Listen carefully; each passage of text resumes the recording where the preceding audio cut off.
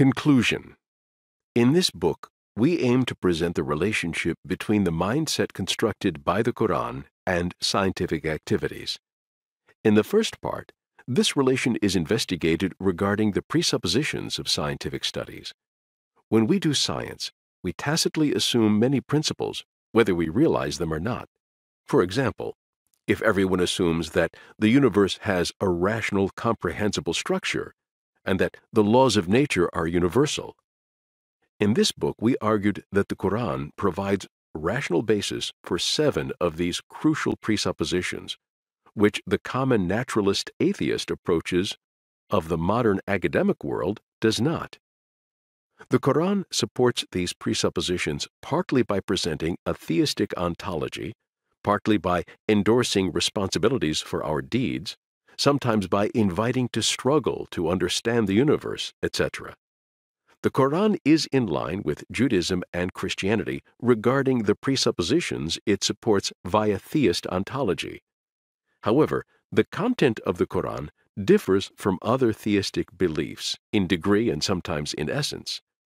For example, the Quranic support for the presupposition observation is important for gathering knowledge related to the universe is much more comprehensive as compared to other theist beliefs. One can, of course, base these presuppositions on practical benefits without any rational basis. For example, one might think that studying the universe is valuable because of the benefits of scientific achievements in developing new technologies. However, the Quran rationally grounds these presuppositions even if there were no practical benefit. Lacking such rational grounds is intellectually unsatisfying. This is an intellectual advantage of a Quranic worldview over naturalist-atheist philosophies. In the second part of the book, we focused on the motivation provided by the Quran for realization of scientific work. More than any other religion in the world, the Quran directs believers to study the phenomena in the universe and derive conclusions from them, thereby comprehending the might and art of God. Finding a driving force for scientific endeavor is as indispensable as having the required presuppositions in mind. Earning money, reputation, and social status can be sources of motivation, yet the Quran provides motivation without any worldly benefit. The relationship of the content of the Quran with the presuppositions needed for scientific work is not discussed in previous works, to the best of our knowledge. The motivations, however, are discussed in various studies. The distinction and novelty of this book is that by considering the support of the Quran for the discussed presuppositions together with the motivation provided by it, a detailed picture of construction of scientific mind by the Quran is presented.